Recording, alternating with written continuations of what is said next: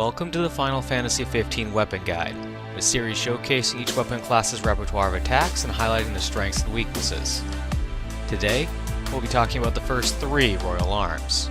I've done my best to find everything I could, but if I'm missing something, please mention in a comment and I'll add it in the description, in annotation, or in a follow-up video. I'm doing my best to avoid as many spoilers as possible, but given the nature of the topic, if you want to avoid specific weapon spoilers, this is where you want to stop watching. We'll be covering the Royal Arms in the order they appear on the main menu, which is roughly the order they're obtainable in, except for the last 3, but they're story required. Royal Arms are a very unique weapon class in that the only thing relating each of the weapons in the class is a few fundamental properties and trade-offs. While a lot of the Royal Arms lack substance and make up for it with unique focuses in combat, varying methods of application, and are generally pretty flashy and fun to use. The first thing you need to know is that the Royal Arms are dangerous, to your enemies but also to you. Landing an attack with a Royal Arm drains a percentage of Noctis's HP, meaning that stacking more HP gear won't make it less harmful. It's easy to get carried away, particularly if you're hitting multiple enemies at once and accidentally put yourself in danger state. Weapons all have varying damage and HP cost modifiers on their individual attacks though, so damage in either direction isn't as static as you'd expect. That said, Royal Arms all have the absolute damage type. No enemy can resist Royal Arms, so your damage won't decrease, but so too does no enemy have a weakness to them. Note, however, that enemies with a physical immunity will still be immune to Royal Arms. Additionally, because of how damage is calculated for Royal Arms, strength boosts, or magic boosts for 2 specific Royal Arms, are effectively counted twice, making them much more beneficial for this weapon class. Like many weapon classes, Royal Arms can neither airstep nor trigger link strikes. The airstep limitation can be bypassed with some dexterous weapon swapping to swords or pole arms, however. Each weapon has a unique warp strike, but they have no finisher attack. Inputting the finisher command will simply cause Noctis to skip ahead to the last couple strikes in his Blitz combo, which is mostly useless save for a couple niche cases. On the defensive side of things, Royal Arms have slightly improved defensive capabilities, completely negating light projectiles like bullets without a cooldown period or guard stun when a Royal Arm is selected and the phase button is held. What even are shields? Like, what are they good for? Absolutely nothing! The Sword of the Wise is the first Royal Arm you'll come across in your journey, and as such is one of the simplest. It features a unique Blitz combo and the intriguing property of its opener attack being the strongest instead of the Blitz finale, which is great because the opener is awesome and what you really want to come to this weapon for. The opener acts like the sword class's warp opener, but able to be used in any direction and can be used in the air in addition to the ground as a pseudo-air step. Strangely, if you use the opener at point-blank range, it's simply a strong thrust attack that does more damage than the warping version. All in all, if you like hit-and-run playstyles, you might want to consider the Sword of the Wise. The Warp Strike is a 2-hit attack that costs about 20% HP if both hits connect. Pretty standard all told, and outshined by the opener for most use cases, except for when you want to cover a lot of ground as the opener's range is a bit limited. There's only one directional attack available to the Sword of the Wise, Away Attack, which is the same as the second flip in the sword class's Away Attack. The backflip is invincible, but being that it acts like the second backflip, you're always forced into the air by using it.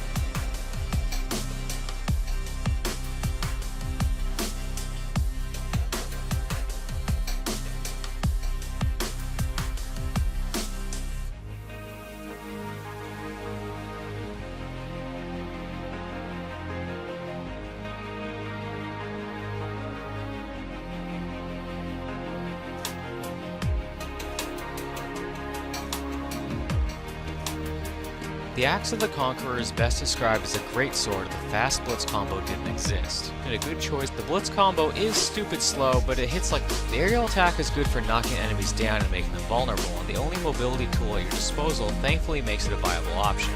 The parry is actually a warping attack, so if you target a faraway opponent when parrying someone else's attack, you'll close the gap on whatever you're targeting.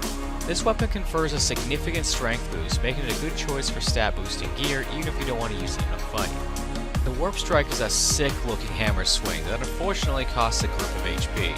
Hitting 4 to 5 targets with a slightly large hitbox can easily put you in danger state, so be doubly cautious with it. The axe has two notable attacks in its moveset, dodge counter and forward attack.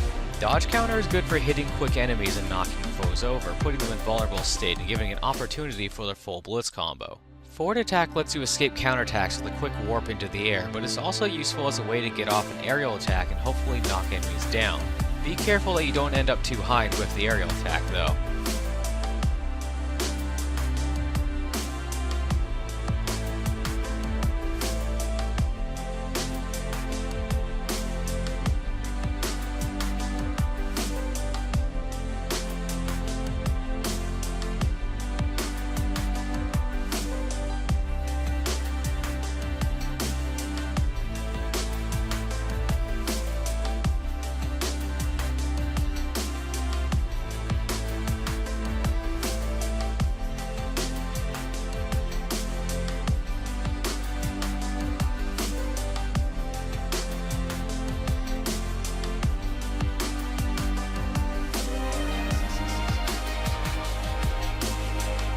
The bow of the Clever is one of two weapons that scale with Noctis' magic stat instead of his strength, and it functions a lot like a firearm.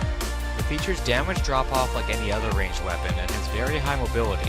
Unlike firearms, however, the bow of the Clever does not need to reload. Its projectiles pierce enemies, and has a damage boost on vulnerable targets. The directional attacks are also much more responsive than that of firearms. This weapon is part of an infamously broken combo involving it and Ignis' Overwhelm technique that can easily shred even post-game bosses over a couple uses. If you're planning a magic build for Noctis, this is almost a requisite weapon, and it's available from Chapter 1 forward if you're up to the task of retrieving it early. I like to use the bow even on strength builds because utilizing weapon swaps to reposition during a combo is a huge boon for slower weapons like greatswords or some of the other royal arms, or even just to get a sneaky blindside. The Warp Strike functions as a rapid-fire technique, causing Noctis to warp into point-blank range, firing 3 shots in rapid succession without too hefty an HP cost. Great for finishing off enemies. Directional attacks are all quick steps in the specified direction, like firearm rolls but quicker. There's no attack tied to the dodge, however, so you have to remain stationary to attack. By releasing the stick and quickly tapping in the same direction, Noctis will warp into the air.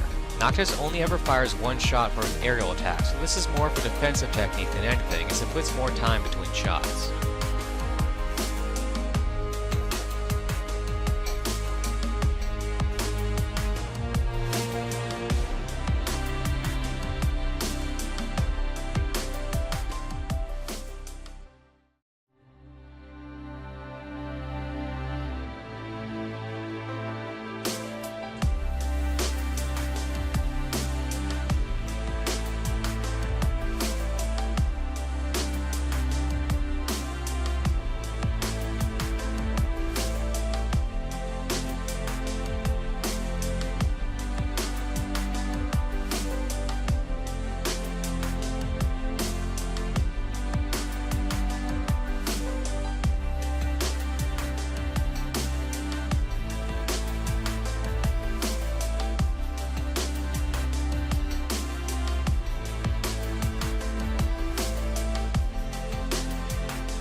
Thank you for watching this edition of the Final Fantasy XV Weapon Guide.